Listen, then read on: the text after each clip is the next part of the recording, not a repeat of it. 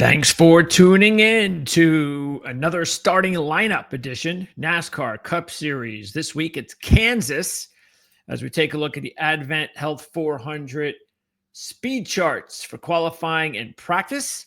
Thanks for tuning in. Don't forget to subscribe, like, and share. We appreciate all of that. You can also check out the thanks icon on the bottom of the screen if you want to donate money to our channel, to the show. You can also let us know why you're donating. All of this is definitely awesome. And anything you could provide for us as sort of like your own personal sponsorship, that's what we're doing here. We're doing as best as we can to help you get ready for the races each week. And anything you can do, including just subscribing to the show, is definitely appreciated. Okay, so let's talk about this race. And as always, don't forget, link in the description for our in-depth coverage, which is always earlier in the week, usually Tuesday, Wednesdays. We're going to now try and do more Tuesdays if we can. But next week, this upcoming week, actually, still not sure which day it'll be. Maybe Tuesday. It's an all-star week. So we are going to still talk more F1, of course, because they had the off week. But this week, only an all-star race. So we'll have a little bit of coverage, maybe just to get you ready for the all-star race, what to expect and all that kind of stuff. But for the most part, we won't really be more in-depth in our racing here for the NASCAR Cup Series until, I guess, a week from Tuesday or Wednesday when we preview a very big week for the Coke 600. Of course, you also have everything going on with the Indy 500, F1. So it's a huge, huge week in a few weeks. So looking forward to that. But let's go ahead and check out what to try and accomplish here. And there is, I think unlike the last week or two, there was some almost like an academic way of approaching post-qualifying and practice regarding handicapping history and all that kind of stuff. But this, especially Texas, but this particular week, we do have some really good information to share with you that hopefully will make it easier for you to make your picks. And again, check out our more in-depth show as we went really deep diving. Okay, let's take a look at the starting lineup. And it's almost like whenever we're unveiling who the odds favorite is each week, it's always Kyle Larson. Well, it's Kyle Larson. So Kyle Larson's on the pole in Kansas with Chris Buescher nearly beating him out. Christopher Bell, Tyler Reddick, Ty Gibbs, Byron, Elliott Blaney. Okay, so there's your top 10 for qualifying earlier today. Actually, just a little while ago, we're recording this a little after 7 Eastern. I mean, I know they have the truck race, I guess, tonight. I think that's what it is. But it's like, come on, really? What is it? You're ending at 6:30 Eastern time. I don't understand that. Then again, I don't understand a lot of the reasons why they start as late as they do, even on Sunday for the cup races. So whatever. Okay. So what we make out of this more than anything, as far as the drivers here in the top 10, I'm going to single out 5 of them. These are the 5 that I think are the most important for tomorrow's race. Obviously, Larson. Then we've got Bell and Reddick, 3rd and 4th. Gibbs and Byron, 6th and 7th.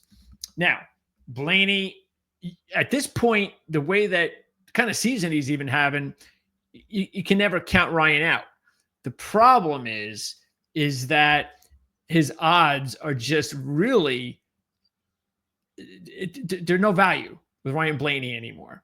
So if you're going to take Ryan Blaney, you have to take Ryan Blaney usually on Tuesdays or Wednesdays. They're not giving you he could qualify 35th and practice like 30th. It's almost like Kyle Larson now with Blaney's odds.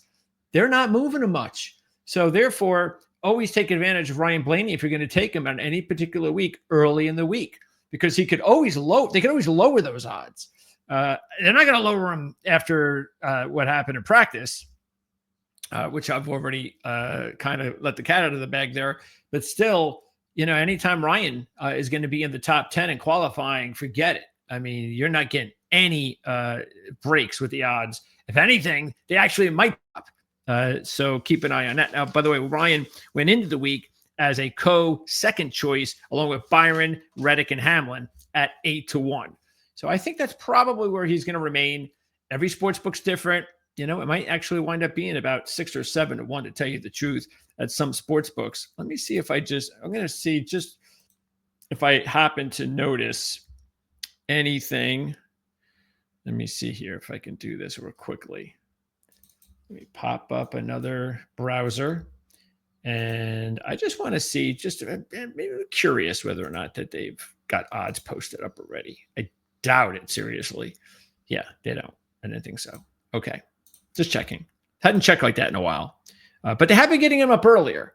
My sports book. So that's the good part. Like even last year, we had to wait until like the morning of. They are getting them up earlier, so I can actually check the odds now later on a Saturday night, and the odds are going to be available. Okay. So once again, those are the 5 drivers. Blaney 6, if you want to throw him in. I have no problem doing that, obviously. But Buescher, Logano, Suarez, Elliott, they just were not fast enough in practice. Pretty slow, actually. And because I didn't really the only one that we really liked going in was Suarez. Unfortunately, that practice speed that we're going to get to in a little bit, underwhelming. So I can't today. Again, I already put money on him, but I can't today endorse Suarez with the way his practice speed went. The only thing I can say, though, is because what was his odds? Because I grabbed Suarez with a big number at 55-1. So, but the 8th position, if those odds wind up dropping in half, I can't endorse him at all. But if you're still getting around 30, 35-1, 40-1, yeah, I mean, I'll take that qualifying run and give him a shot. Okay, so let's move on. Here's the rest of the field. And we are going to draw a line right at here. Okay, this is that little line we like to draw based on handicapping. Just take a look at the rest of the field. Very disappointing for Kyle Busch. He's the most disappointing. I mean, we're all getting used to Keselowski being slow. This is really surprising, to tell you the truth, especially after what he did in practice. I mean, Shane Van Gisbergen fans are not happy, and I get it. So, and Preece, very disappointing day today. So forget Ryan Preece. So this is the line, okay? Any driver outside this line here has very little chance of winning. Okay, so any of those drivers we just talked about, even Chastain would break a record. If he won, it would be the farthest back any driver from the Cup Series has won at Kansas. Okay, so 25 is the number, but we're going to give him an extra spot because Chastain is coming off a win in September here, and he's starting to gear up. He's right now his best as what we've seen, and almost won last week. All right. So as far as this group here, the ones to stick out are McDowell, Cindric, Wallace, Bowman, and Chastain. Okay. Those are the ones that I would seriously think about. If you haven't already put money on them, I would think about it. That does not include Denny Hamlin, Briscoe, and some of the other ones, of course, already mentioned below that line. But Hamlin is the most disappointing. What was there not to like about Denny Hamlin? I mean, Hamlin, as we said, was a co-choice for good reason. 4 career wins, led over 500 laps here. 9 top 10s in his last 11 at Kansas, with 8 top 5s, 2 runner-ups, and 2 wins. Matter of fact, he's been 8th or better in 7 straight at Kansas. Okay. Keep in mind, he was 25th at Vegas, the most similar track to Kansas. Maybe this was a little bit of a tip-off here. So the 25th in Vegas and this disappointing Saturday, I just can't take Denny Hamlin. We have too many other choices to go with. Okay. Now, let's go ahead and take a look at practice. And then as we do this, I'm going to go over some really neat history trends that should really make you understand why I'm going a certain direction. Okay. So let's go with next gen only. Okay. Last 6 races, 2 each a year since 2022. As far as starting position, the last 6 winners have started at Kansas. 5 of them have started in the top 10. Only 1 outside of that was Chastain in the last race, starting 20th. Okay. But that's not where I'm going to go as far as I've got something here that I think is good as far as trying to pick a winner. And that is why, and the reason is I told you 25th, the farthest back, but also Kansas is a track because that should give you an example right there. 25th, the farthest back. I mean, that's not that far back. So Kansas is a track where position matters. The average starting position over 38 races is 8.5. And this is pretty much over history. When you look at it, it's not like, well, there was a run of 10 races where it was this or no, it's like over history. You take a look at the 38 races and I'm telling you, every other race, at least someone's starting in the top 10, top 5. So it's a real number. Okay. So this though is the important one. This is the one. Practice at Kansas. Next gen, 6 winners. Okay. All 6 winners had practice speeds in the top 10. All 6 of them. Okay. That's good.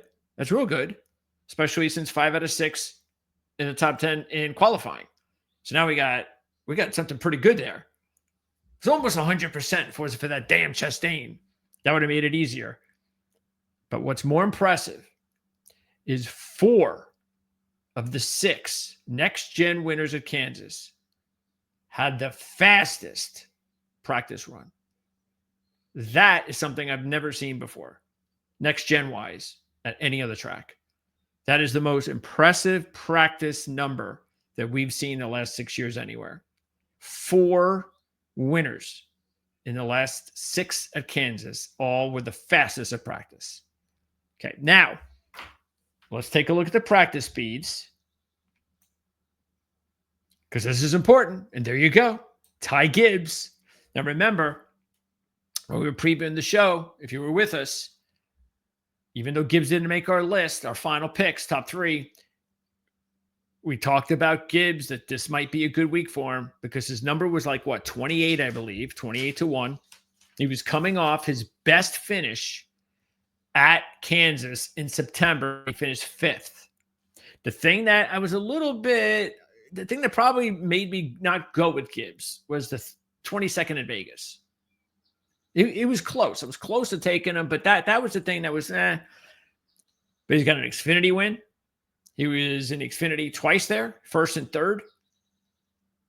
Coming off the 5th in September, because before that, he was horrible at Kansas. Matter of fact, even with the 5th, his average finish is 23.8. But he's also, the reason that I even said about Vegas, I'm willing to forget about that because that was earlier in the year when he was not going well. Now, over the last month or so, it's looking like the best of Gibbs that we kind of anticipated. And that's why at 28-1, he was a nice play. So even though we didn't make our top 3, I put a couple of bucks on him. So I'm happy I got him when I got him. But the fact that he's 28-1, we're still going to get good numbers on him. We're still getting double digits on him. And because of that, I think we're in a really good shape if you want to go ahead and double down on Gibbs, because I am. All right, now McDowell's also good because don't forget when we were talking about qualifying, there he is, 11th, just outside the top 10. And look, we know McDowell usually qualifies well, so I that really didn't matter to me at all. I couldn't care less if he was 4th, honestly, 4th, 11th, don't care about it. So what I was most interested in, or what really hit me and said, hey, you know what? I think I got to put a couple of bucks on McDowell now, is 2nd in practice. And he's coming off nearly winning a race. So absolutely, Micah McDowell is a play. Bowman and Wallace, based on their slow qualifying runs, I think it was at 16th and 21st, I believe. I got interest there at this point. Not nothing that really sticks out, but 3rd and 4th in practice. Throw in the fact that we talked about Bowman as a viable. Matter of fact, CJ had Bowman as his 2nd pick this week. Taking a look at Bowman. In 18 races, he has 10 top 10s and 3 top 5s. That's very impressive. 7th at Vegas, Next gen, 5 races, 5 top 10s, and 1 top 5. So we were getting him at 25-1. The fact that he's going to be starting pretty far back, again, he's going to be like in the 20s. So we're getting him at 21st. I think we're going to get still a pretty good number on Bowman. There's too many other options, I think. So I think Bowman is going to be a really good play. So is Bubba Wallace. He's already got a win here. And the odds were high enough, same thing, just like Bowman. He was 22-1. The only thing with Wallace is, where's that number going to come down to if it does come down much? I don't think it should, because I don't think Bowman's number is going to come down dramatically either. So I think if you could get Bubba now at a level close to 20-1, based on that 4th position, based on the fact that he's got a win here, yeah, okay. But if his numbers really drop, Wallace, forget it. I mean, it's just not worth it. But it all depends on where he's going, what the odds are going to be for Wallace. Okay. Byron and Reddick. Okay, yes, definitely. As I said, this is why I said both of them are 2 of the ones you want to keep an eye on. They were both tied for second choice at 8-1 before the week began. Keep in mind, though, Byron's number 1 here. And he was 4th to Vegas, though. His average is 13.9 out of 14 races here, which is 3 top 5s. But he does have 3 top 10s in his last 5, 2 top 5s, a runner-up in September. So the last time he raced here, he led 24 laps and finished 2nd to Chastain. But considering Bowman is only one of 4 drivers that had top 10s in both sessions, I think that numbers should drop. So if you could still get 7 or 8-1, he's a really good option. Reddick, meanwhile, keep in mind, he stole his only win here when he won. And what was that? A couple of years ago, I believe. He's also 24th at Vegas. He has an average of 17.8 here. And last year, 20th and 25th. But very good in Xfinity Series with an average of 3.0 with 2 runner-ups in just 3 races. And he does have a win here. Okay. And he's one of the only ones fast qualifying practice. So Reddick is also a solid play as long as you're still getting 7-8-1. So this is why I'm saying you can't. Hamlin is just, that's why I'm saying Hamlin. Why would I take Hamlin when I can go with all this? And I haven't even gotten to Larson yet. And we just talked about Blaney. So, it would be kind of interesting and fun would be with everything going on with the court cases and all that kind of stuff. I just think it would be hilarious if one of the teams that, the hardcore teams in this lawsuit or in this, legal issue with NASCAR would actually win. I think that would be pretty fun. Okay. And then here are the rest of the top 10s. So as I was saying with Josh Berry, last in qualifying, but 7th in practice. That's more important. I still think, though, it's asking a lot. I've got other options. Cindric, pretty good, because look at Cindric, 13th in qualifying, 8th in practice. His confidence is at an all-time high. He's already got a win, though. I think that actually might work against him a little bit. But more importantly, even though he's never led a lap here and never had a top 10 here, 6th at Vegas, leading 47 laps. I think that matters. I think he's a real good, solid play for a top 5. Larson, first, of course, in qualifying, 9th here. So he doesn't get that first in practice, but the 9th should make you kind of quiver if you're not taking Larson, because that's where he was last year. He was the 9th fastest in practice, and he won. So, yeah, he's clearly still the driver to beat based on the odds. And there's Chastain, a much bigger improvement from qualifying, which is exactly what you want in a way. And again, keeping in mind, this is also important. Chastain last year started 20th. So he's starting, whatever he is, 26th, meaningless. 20th, 26th doesn't mean nothing. But he's now top 10 in practice. So he has now he's in the ballpark. The difference was he was first in practice when he won in September.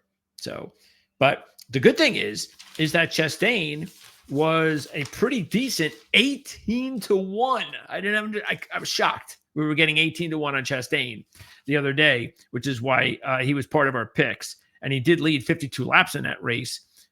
And he was second in the spring race, only finished 19th, but led 43 laps. So he led 95 laps combined on this track last year and finished 5th in Vegas.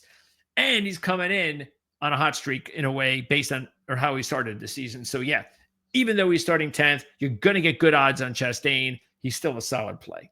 And then here's the rest of them. The ones that stick out: Christopher Bell, a disappointing 14th based on how he qualified. Blaney, again, after, and actually, of course, practice is always first, but, he did a good job in qualifying, which was nice, but I'm sure he was just very disappointed with his practice run. There's Kyle, just a very slow day. There's the disappointing practice run for Suarez, much better in qualifying. There's the disappointing day for Hamlin. I can't take Logano. I got so many other choices, even though he's in the top 10 in qualifying, based on the fact that he is this far back in practice. Plus, he just won. He ain't winning again. I think that'd be crazy to think that. Briscoe is showing no speed, and there's the rest. So basically, this is what it's down to. Oh, and thinking of Fords, even though I mentioned Cindric as a possibility, Blaney for obvious reasons, I think this is the week you kind of stay away from Fords. There's so many options you have. Don't forget they haven't won a race here in the last 8, I believe it is. Yes, 0 for 8. Also, they did not have a Ford in the top 6 in practice. And we just talked about how important practice is at Kansas. They did have 2 in the top 5 in qualifying, but that was Logano and Buescher, who did not do anything in practice. I mean, Buescher was 13th, so Buescher's got a pulse. No question about it. 2nd and 13th, that's okay. But Buescher wasn't anybody. Just when you take a look at Buescher's overall history coming here at the track, there wasn't anything that stood out. 1 top 5 out of 18. The only thing that could give you some hope that he is going to have a top 10 car, maybe even a top 5 car, is the fact that last year was his best 2 results here, including a runner-up to Larson, and he led 53 laps in this race last year. So Buescher, and you're getting a good number from Buescher too. He was 22-1. But there's just too many other options that I just think Ford is just one of those weeks where you're like, I think we'll go somewhere else. Chevy, meanwhile, only had one car in the top 6, but that was Larson. He was the fastest, even though they had 3 of the top 5 in practice. Meanwhile, Toyota had 3 of the top 6 in qualifying and 3 of the top 6 in practice, including Ty Gibbs, the fastest. So I'd be at Toyota, Chevy, and Ford in that order as far as the way that I would go. And so once again, going back to what I just said is, I said just before we went through everything, the drivers to watch: Larson, Bell, Reddick, Gibbs, and Byron. Those are the ones in top 10 in qualifying. And then McDowell, Cindric, Wallace, Bowman, and Chastain outside the top 10 in qualifying. And you know what? Buescher and Blaney, even though they're Fords, we'll throw them into the mix as well. So there you go. If I had to pick a top pick right now, I think Larson's going to be awfully strong again. No question about that. But his odds are going to be way too low. I don't see any value there whatsoever. So right now, today, I'd probably be all over Gibbs. I really would. I think you're going to get a good number on Gibbs. So I think Gibbs is going to be a really strong play. I think Byron should be good as long as his Byron and Reddick, I think they're going to be good. Bell, I'm not as confident as I was as the top overall pick earlier in the week. Matter of fact, CJ and I both like them as the top pick. You can also check out, I think CJ likes Bell as well in his overall DFS report at rotowire.com. There'll be a link in the description. You can check that out. And also don't forget the link in the description. Kevin Rogers makes his pick for the race too. And he did that earlier today on the channel. And then outside of that, I'd probably say Bowman And yeah, Bowman would probably be the one that sticks out the most to me, as far as those other drivers outside the top 10 in qualifying. But all of the ones I gave you, those are all the best drivers that I think that you should keep an eye on. You have all of the information that I could possibly give you here to make your decision. And one more before I go, okay? Because it worked last week. Remember, we told you it was like 10 straight. The last 10 winners at Texas were all were no duplicate winners. The last 10, and I think it was 9 or 10. Anyway, it continued. So here, since the next gen, we have not had the same driver win twice. Okay, one of them was Kurt Busch, so he's not even driving. But if you want to go with that trend. Remember, I said this last week. If you want to go with the trend, and if you did, you might have won. So if you want to go with the trend this week, that means you're not taking Chastain, you're not taking Larson, you're not taking Reddick, you're not taking Hamlin, and you're not taking Wallace. So throw that in there as well. All right, so we'll be back again on Tuesday or Wednesday of this week. And you know what? One of these shows we're going to do live. Yeah, maybe I'll get CJ to do a live show this week. I don't know. This week or next week. Maybe for the Coke 600. Maybe we'll do a live preview of the race sometime on Tuesday or Wednesday in a couple of weeks. I think we're going to get a live show in. This way we can communicate with you guys if you happen to be available. Because I don't know if CG will be available to record later in the day, the family and all that kind of stuff. I'll ask him. I'll see what he says. But if I can get him to do like a special later in the evening kind of preview, then that might be pretty cool, because I know how hard it might be to you guys to interact with us if we record at 4:00 or something like that Eastern time. But anyway, we'll be talking All-Star race in a few days. We're also going to talk F1. They're back in action. And then in a couple of weeks, it's the huge week, the big week of the year. One of the biggest weeks. I think a lot of people believe it is the biggest week in motorsports, and that's coming up in a couple of weeks. So be here with us and let us know what you think. Comment section. Again, subscribe, like, and share. We appreciate all that. And best of luck on Sunday. And we'll see you again next time. I won't be doing one of these shows next week, though. That's for sure. There will be no look at qualifying or practice for the All-Star race. So our next starting lineup show will be 2 weeks from today for the Coke 600. So once again, thanks for tuning in, and we'll see everybody next time.